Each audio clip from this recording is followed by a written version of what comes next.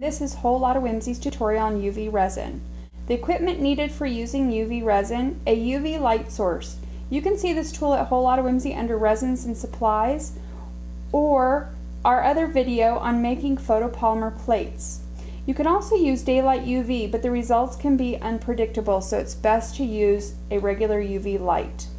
You'll also need UV resin. It comes in 2 ounce, 1 ounce, ½ ounce, and 1/4 ounce.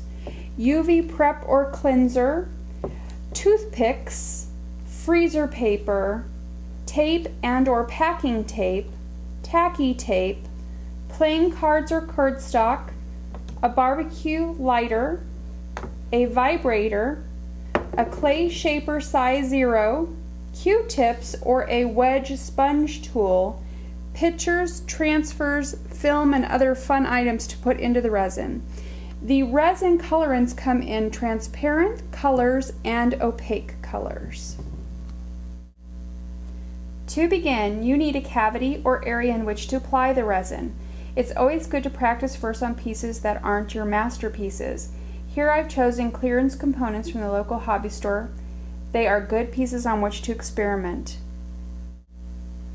To prepare to use the UV resin, make sure you have a clean area in which to work. You may also want to wear gloves. Take a piece of freezer paper and attach it to your work surface with tape. I always put the freezer side, the shiny side, up. Using a clean toothpick, dole out small amounts of clear resin, and you could do this just by swirling it. Now we're going to mix in colorant, and you want to have a different color toothpick for each one, for each color. It's best if you have some resin on the toothpick first, go into the color, and then come back into your resin. And continue to mix that until you get the color that you want.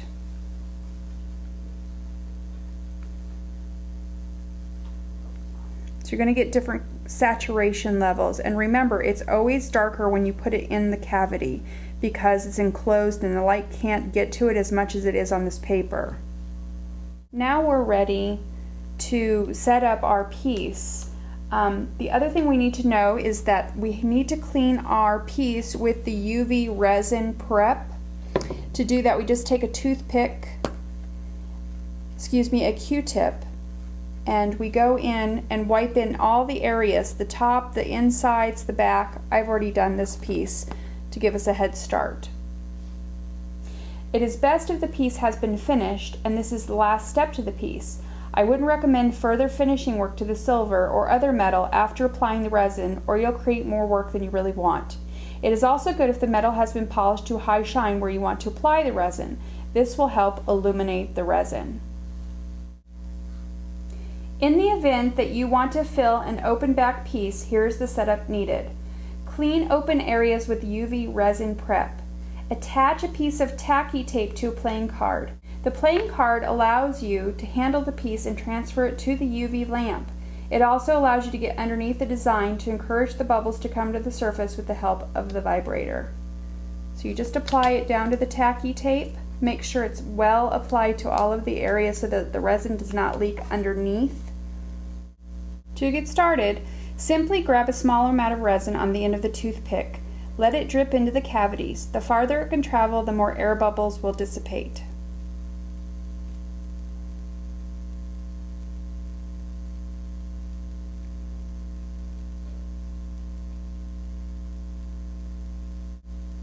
It's okay if you get it on the metal. I'm going to show you how to clean that off. Remember, you always want to put the UV resin in thin layers, especially anything with color or dark color. The opaques have to be applied very, very thin, and I usually use one of these disposable brushes for that.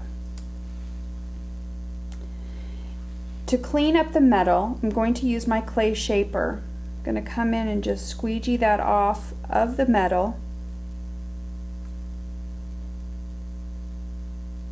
We want to make sure we do this before we expose it to the UV light, because once you do that, you've hardened the resin.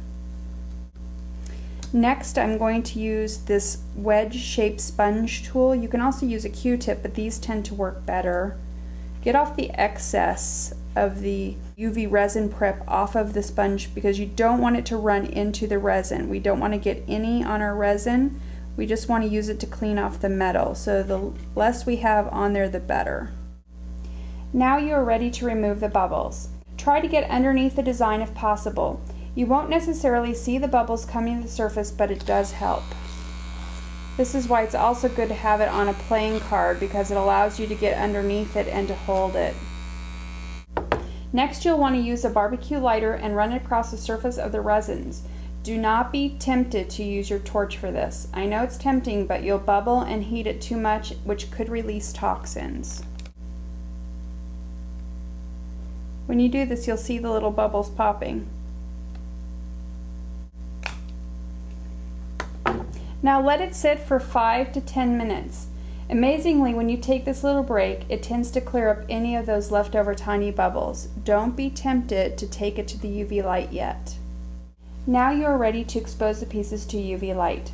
Place the item inside your light and set it for 3 minutes. Again, it's very important to note that doing shallow or thin layers and exposing them individually is very smart. In deep crevices, the UV light cannot always get to the bottom, and even though the top is hardened, the base may not be. You wouldn't want that leaking out and ruining your piece. Darker colors also take longer to set, so really apply those thin, and you may need to expose them 3 or 4 times. Now, once it's been exposed to UV light and it's hardened, you can apply more color and set or harden with the UV light again. You can also do all sorts of interesting things between layers, like applying permanent marker. This is a Uniball white marker that's been applied on top of the green leaf. You can also use a black Sharpie marker. You want to make sure that you heat set these with a heat tool. You can also use Adirondack inks, cat's eye pigments, and other fun things.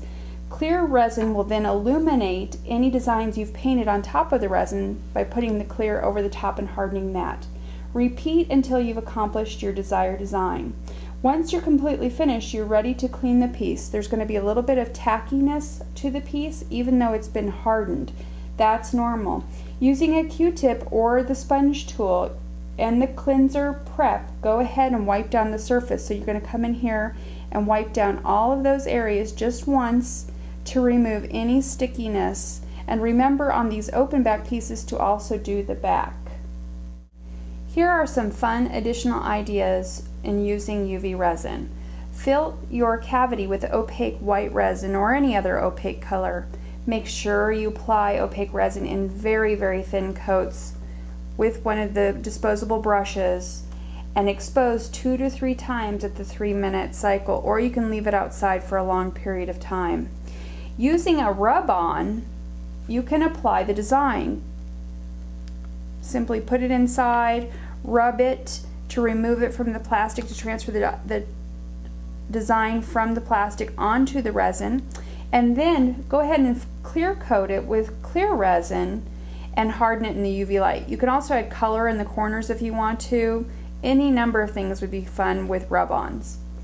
You can also use transfers. Here's a line of water slide image transfers that we carry.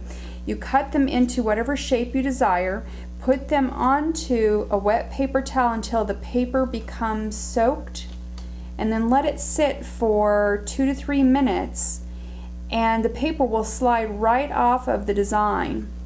And then you can apply it directly to your piece like this.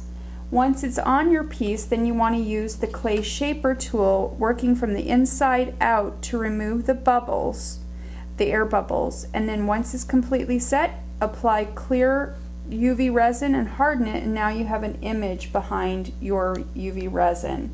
You can also use paper images, but you want to coat those first with Judikins diamond glaze or any kind of decoupage to seal the paper so that the UV resin is not absorbed into the paper, discoloring it.